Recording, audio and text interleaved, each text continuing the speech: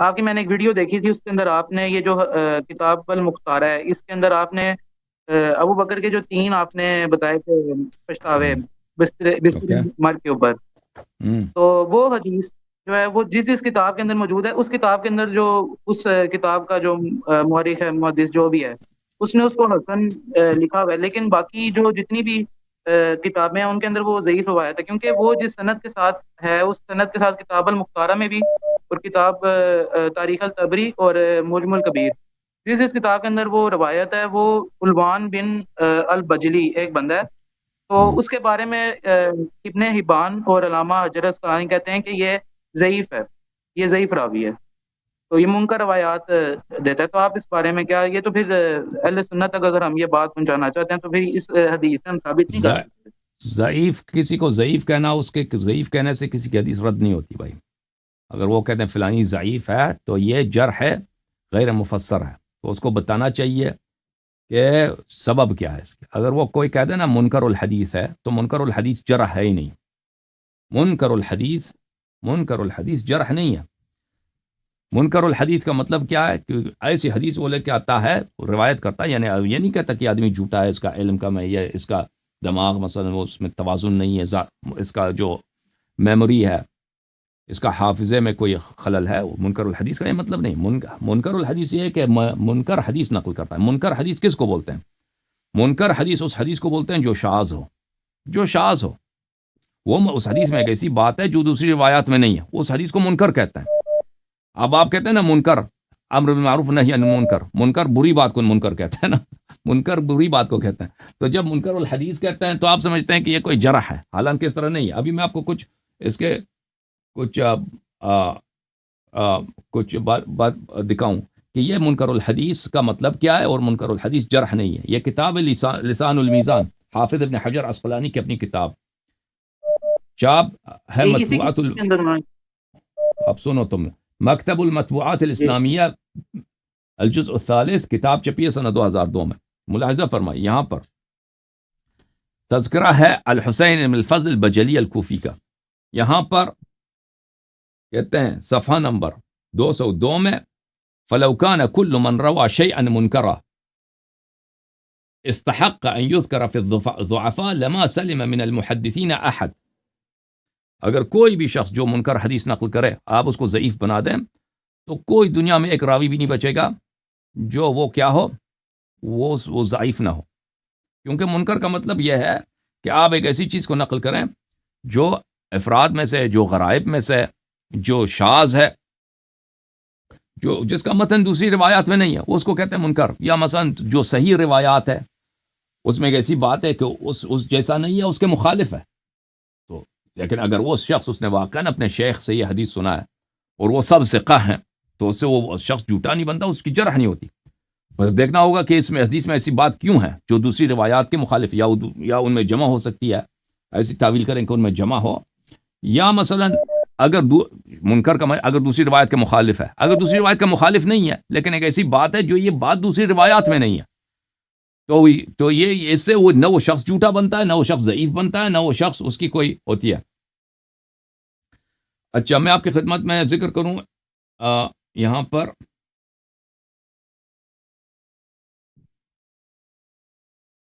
آپ کی خدمت میں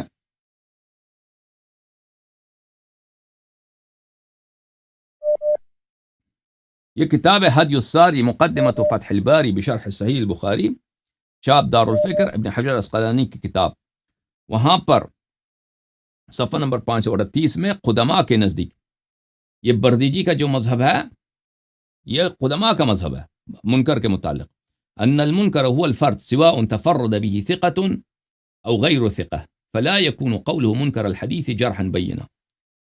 اگر کسی شخص کے متعلق منکر کہتے ہیں، منکر الحدیث ہے، تو وہ ایک ایسی حدیث کو جو حدیث فرد ہے، حدیث شاذ ہے، جو دوسرے نے نقل نہیں کیا ہے، ٹھیک ہے نا، تو چاہے کہ آدمی ثقہ ہے یا آدمی ضعیف ہے، اس کو کہیں گے کہ اس کی حدیث منکر ہے، یہ دوسری حدیث میں موجود نہیں ہے، تو یہ جرح نہیں ہے۔ مثلا یہ سوالات الحاکم النیسابوری للدار القطنی فی جرح والتعدیل، شاب مکتبۃ المعارف فی الریاض، سنہ 1984 میں کتاب چھپی ہے. یہاں پہ بہت سارے لوگوں کے متعلق ہے. مثلا حاکم نقل کرتے ہیں حافظ دارقطنی سے سلیمان ابن شرحبیل کے متعلق، سلیمان ابن بنت شرحبیل قال ثقۃ، دارقطنی نے کہا یہ شخص ثقہ ہے. قلت الیس عنده مناکیر، کیا وہ مناکیر نقل نہیں کرتا، وہ یعنی منکر حدیث نقل کرتا. قال يحدث بها عن قوم ضعفاء فاما هو فهو ثقہ، کہتے ہیں جی ہاں اس کے پاس منکر حدیث ہیں. منکر حدیث یعنی وہ شاذ حدیث جس کا محتوا دوسری احادیث میں نہیں ہے، ٹھیک ہے نا، اور اس احادیث کو وہ بھی ضعفاء سے نقل کرتا ہے، اس کے شیوخ بھی ضعیف ہے، لیکن وہ فی نفسی ثقہ ہے، فی نفسی ثقہ ہے، ٹھیک ہے نا.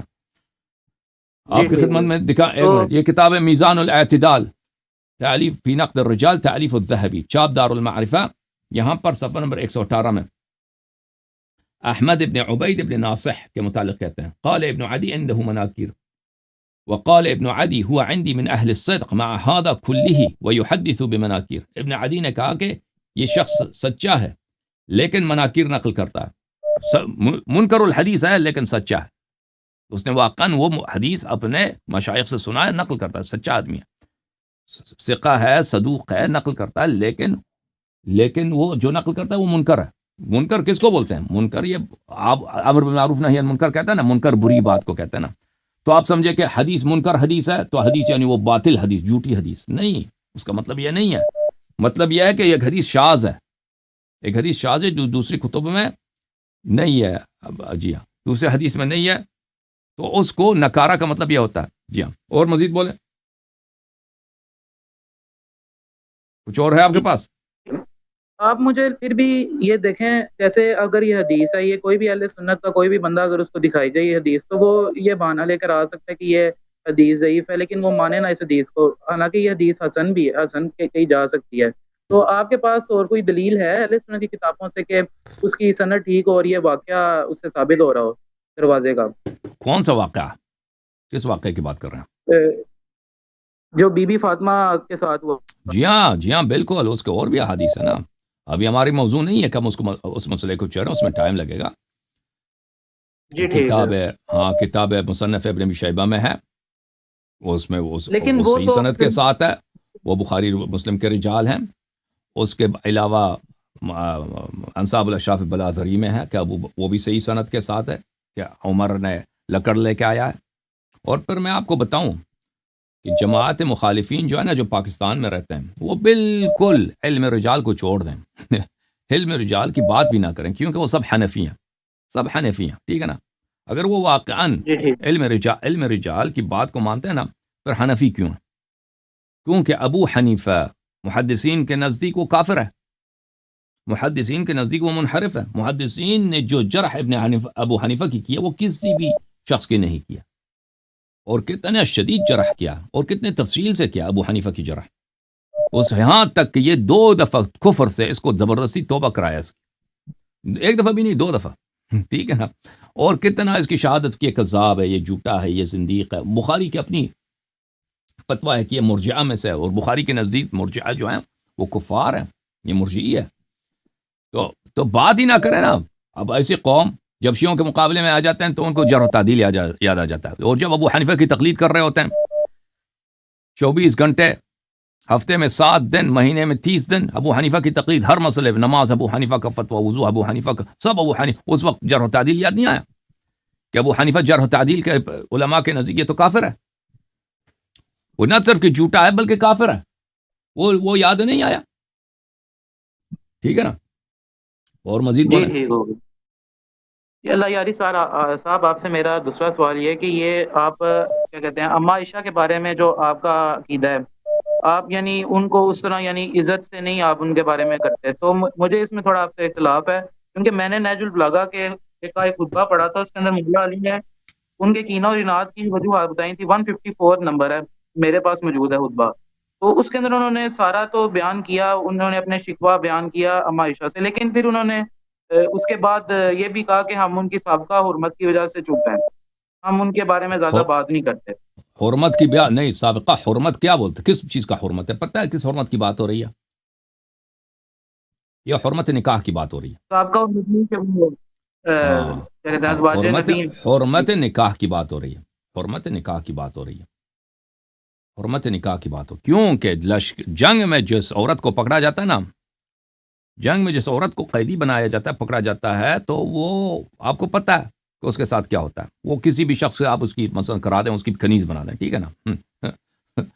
تو عائشہ کیونکہ زوجہ نبی صلی اللہ علیہ وسلم رہ چکی ہے، اس کے ساتھ کوئی شادی نہیں کر سکتا، اس کے ساتھ کوئی اس کو اپنا کنیز نہیں بنا سکتا، یہ حرمت کی بات ہے. وَإِلَّا میں آپ کو ایک بات دکھاؤں، ایک منٹ میں کتاب لے کے آؤں. یہ ہے المصنف الاحادیث والآثار لابن ابی شیبہ الکوفی، جلد نمبر 8، چاپ دار الفکر، چھپی ہے کتاب سنہ 1429 میں، دار الفکر بیروت میں، صفحہ نمبر 720 میں، حدیث نمبر 74. ملاحظہ فرمائیے، حدیث نمبر 74 یہ ہے. 74. یحییٰ بن آدم حدثني ابو بکر عن جحش بن زیاد الذبی عن سمعت احنف بن قیس يقول لما ظهر علي عليه السلام على أهل البصرة أرسل إلى عائشة ارجعي إلى المدينة وإلى بيتك. جب امیر المؤمنین علیہ الصلاۃ والسلام جمل والوں پر بصرے کی جنگ میں ان کو اللہ نے پیروزی دی، اللہ نے فتح نصیب فرمایا، تو عائشہ کو پیغام بھیجا کہ تو چلی جا مدینہ چلی جا اور واپس اپنے گھر کی طرف چلی جا. فابت، عائشہ نے انکار کیا، میں نہیں جاتی، زبردستی ہے. قال فعاد الیہ الرسول، تو امیر المؤمنین علیہ السلام نے دوبارہ عائشہ کی طرف اس شخص کو بھیجا کہ اس کو پیغام دے دو. واللہ لترجعن او لابعثن الیک نسوة من بکر ابن وائل، میں اللہ کا قسم کہتا ہوں کہ تو چلی جا، والا میں تیرے پاس نصر بکر ابن وائل قبیلے کے عورتوں کو بھیج دوں گا، معہن شفار حداد یاخذنک بها، ان کے ساتھ میں جو لوہار کی چونٹی ہوتی ہے نا، چونٹی پتہ آپ کو، چونٹی اس کو بولتے ہیں جس کے ساتھ پکڑتے ہیں نا گرم چیز کو، لوہار پکڑتے ہیں نا، گرم جو لوہا ہوتا ہے، جی. ہاں، وہ لوہار کی چونٹیوں کے ساتھ ان کو بھیج دوں گا، تجھے مار کے یا خود نہ کبھی، اس کے ساتھ تجھے اٹھا لیں گے، وہ تجھے لوہار یعنی پلائرز ہوتے ہیں نا، انگلش میں بولتے ہیں، چونٹی کے ساتھ، وہ لوہار کی چونٹوں کے ساتھ تجھے اٹھا کے تجھے خچر پہ سوار کر کے بھیج دیں گے. فلما رأت ذلك خرجت، جب انہوں نے یہ دیکھا نا کہ امیر المؤمنین علیہ السلام ان کو مارنے پہ تیار ہیں، عورتوں کو بھیج دیں، ان کو مار کے بھیج دیں مدینہ، تو یہ چلی گئی، اٹھ کے چلی گئی. تو یہ جو آپ کہہ رہے ہیں نا کہ ان کی عزت ان کی عزت ہے، میرا عقیدہ عائشہ کا متعلق وہی جو قرآن میں ہے، جو سورہ تحریم میں ہے، میرا وہی عقیدہ ہے، ٹھیک ہے نا. پچھلے ہفتے بھی کسی نے پوچھا تھا، وہ میں نے اس کا جواب دیا تھا. بھلے میرا عائشہ کے متعلق وہی ہے عقیدہ ہے جو قرآن میں ہے، جو سورہ تحریم میں ہے، جو بخاری میں ہے. بخاری میں کیا ہے؟ انکن صواحب یوسف. اور بھائی پیغمبر صلی اللہ علیہ وسلم کے قول کی تائید ہونی چاہیے اور تکذیب ہونی چاہیے، مجھے بتاؤ. تائید ہونی ہاں، چاہیے. تائید ہونی چاہیے نا. اگر پیغمبر نے کہا ہے کچھ یا اللہ نے قرآن میں کہا ہے، جی بالکل. تو میں آپ کو دکھا دیتا ہوں کہ اللہ نے کیا کہا، قرآن پیغمبر نے کیا کہا بخاری میں.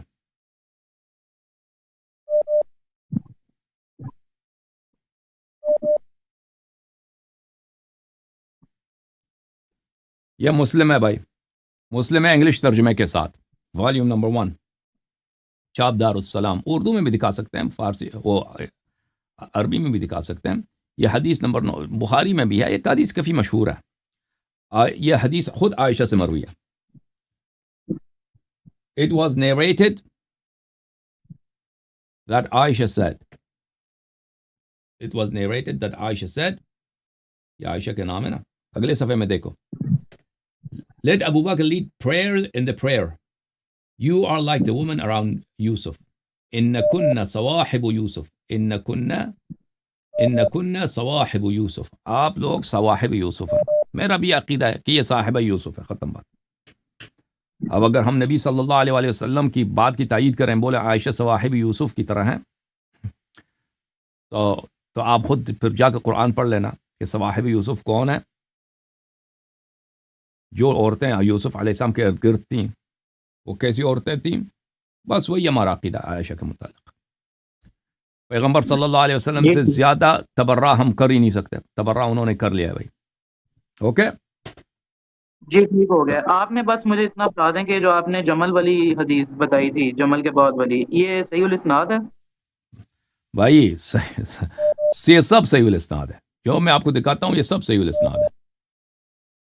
ٹھیک ہے ٹھیک ہے، شکریہ. اچھا اس کی میرا آپ بڑی سے آخری تفصیل ہے. سوال یہ جمل کے بعد وہ بڑی تفصیل ہے. عائشہ کے ساتھ کیا ہوا، عائشہ کہاں گئی تھی، وہ گھر میں گئی تھی، وہاں پہ اس گھر میں یعنی اپنے اس کے جو حمایتی تھے اس گھر میں گئی تھی، وہ عورتوں کے ساتھ رو رہی تھی. اور وہاں جمل سے جو بھاگے ہوئے لوگ تھے نا، جمل سے جو لوگ کچھ بہت کم لوگ زندہ بچ گئے تھے، عائشہ نے ان کو پناہ دی تھی. اور امیر المؤمنین علیہ السلام وہاں پہ آئے، عائشہ نے ان کو چھپا دیا تھا. وہاں یہ کافی اس کے وقائع کا کتابوں میں بہت ہے. ٹھیک ہے نا، جو میں نے آپ کو دکھایا وہ بہت کم ہے بھلے جمل کے بعد کہ یہ واقعہ یہ اس کی بہت زیادہ ہے تفصیل ہے. اوکے جی جی ٹھیک ہے، شکریہ آپ کا.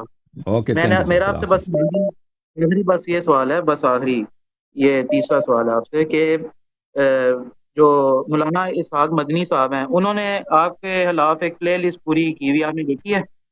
وہ انہوں نے پوری آپ کی اسحاق مدنی تو مر گئے ہمارے اردو میں پروگرام شروع ہونے سے پہلے وہ مر گئے تھے. انہوں نے کیسے میرے خلاف بنایا؟ نہیں، ان کے جو اسٹوڈنٹس ہیں نا، انہوں نے ان کے چینل بنایا ارے ہوا ہے، بھائی اس کے اوپر ان کا انہوں نے پوری بھائی وہ اگر مرد ہے نا، اب اسحاق مدنی مر گئے نا، اس کا مطلب یہ تو نہیں کہ ان جیسا کوئی دوسرا مولوی نہیں ہے دنیا میں. مولوی تو بہت ہیں. نہیں میں یہ پوچھ رہا اگر تھا کہ وہ وہ مرد ہیں اس طرح نہیں، جی اگر وہ مرد ہیں، اگر ان کے پاس ہیں، میں زندہ ہوں نا، میں زندہ ہوں، میں نے نمبر رکھا ہے، میں نے چیلنج دیا، میں نے کہا کہ میں اپنا نام غلام یزید رکھ دوں گا نا. میں نے کیا کہا؟ میں نے کہا تم ابو بکر عمر کا اسلام ثابت کرو، میں اپنا نام چینج کر کے غلام یزید رکھوں گا. ٹھیک ہے نا، اتنا بڑا چیلنج. وہ بھائی وہ اسلام اگر ثابت نہیں جی کر سکتے، اتنا بڑا چیلنج کہ تم آ کر ان کا اسلام ثابت کرو تو میں اپنا نام چینج کروں گا. ختم بات. میرا نام غلام یزید رکھ دینا اور مجھے بلاؤ، پاکستان میں آ جاؤں گا، مجھے وہاں پہ تم پھانسی دے دو، تم مجھے وہاں پہ زندہ قتل کر دو، تم اپنے مسجد میں مجھے لے جاؤ، ٹکڑے ٹکڑے کر دو. ٹھیک ہے نا، یہ میں نے چیلنج دیا. اب جی کہتے ہیں انہوں نے آپ کے لیے خلاف پلے لسٹ بنایا. اور بھائی اگر وہ مرد ہیں، اتنا آسان کام کہ کسی کو مسلمان ثابت کر، وہ ان سے نہیں ہوتا تو پھر ان کا نام نہ لینا. نہیں، میرا ایک وہ منٹ اسحاق مدنی کو پورا نہیں پتہ ہوا. بھی نہیں ہے نا، اسحاق مدنی کو پتہ بھی جی نہیں ہے کہ میں نے کیا کہا، کیونکہ وہ پہلے مر چکا تھا، میرے آنے سے پہلے مر چکا تھا.